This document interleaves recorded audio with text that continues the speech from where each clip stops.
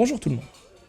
Au programme cette fois-ci, le seinen science-fiction scénarisé par Sasugayu et dessiné par Tachibana Kenichi, à savoir Terraform Mars. Nous sommes en 2599 et la Terre n'est pas au top, notamment avec ses problèmes de surpopulation. La solution choisie, c'est la colonisation de Mars. C'est pour ça qu'il y a 500 ans, on a décidé de la terraformer, c'est-à-dire de la rendre viable, notamment grâce à l'apport de lichen, permettant le réchauffement de son atmosphère. Et pour voir si la vie est possible, on a tout simplement utilisé une espèce cobaye afin d'étudier si cette dernière pourrait vivre dans ces conditions de vie particulières. Ce sont des Blattaria, des cafards sous leur nom verniculaire, qui ont été sélectionnés de par leur propension hors du commun à s'adapter au milieu hostile.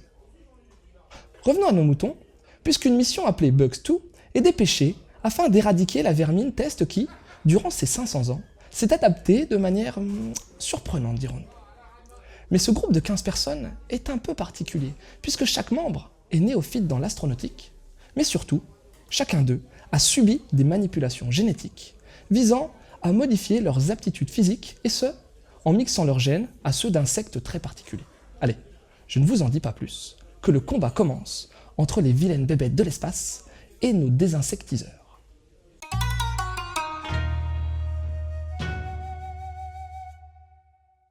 Beau, très beau.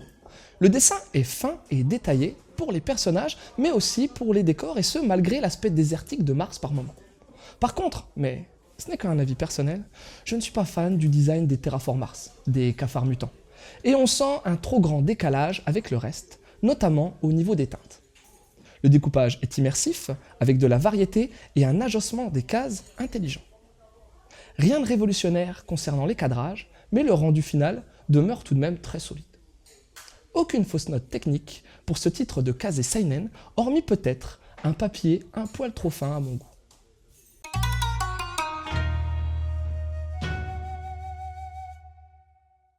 Le manga est scénarisé en 2011 par Sasugayu, un jeune auteur. Mais niveau dessin, la mission est confiée à Tachibana Kenichi, déjà mangaka de Lucky 7 Stars en 2007 et également dessinateur de l'affaire Sugaya, one-shot disponible en France.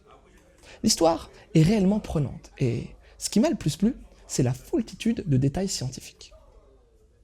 Et pour une fois, dans ce récit SF, on n'est pas dans la physique pure. La chimie et surtout la biologie sont mises à contribution pour densifier le manga. Attention, allergique à la science, Terraform Mars reste avant tout un manga d'action avec tout ce qu'il faut à se mettre sous la dent. Il y a même pas mal de scènes assez gore et violentes par moments. Les persos sont relativement travaillés, leurs relations aussi. Et puis, on sent la tension due à cette menace qui semble vraiment insurmontable. Si en plus de ça, on ajoute un petit fond de militaro-politique, vous comprendrez que ce volume 1 n'a pas de grosses lacunes et augure de bonnes choses, même si je regrette tout de même un développement un peu trop rapide et prématuré de certains personnages. Sans doute le prix à payer pour obtenir un rythme de l'action frénétique. Conseil d'histoire en lien avec Terraform Mars? Tout d'abord, Shingeki no Kyojin, l'attaque des titans, œuvre à succès de 2009 où la menace pesant sur l'humanité n'est pas sans rappeler celle provoquée par les Terraform Mars. Ensuite, le titre m'a rapidement fait penser à Gantz, dans sa manière de dramatiser la menace à outrance, ainsi que par son côté SF.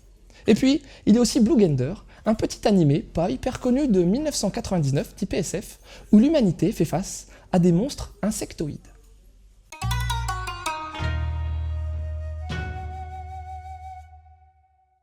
En conclusion, Terraform Mars, c'est un seinen SF made in Sasugayu pour le scénar et Tachibana Kenichi pour le dessin.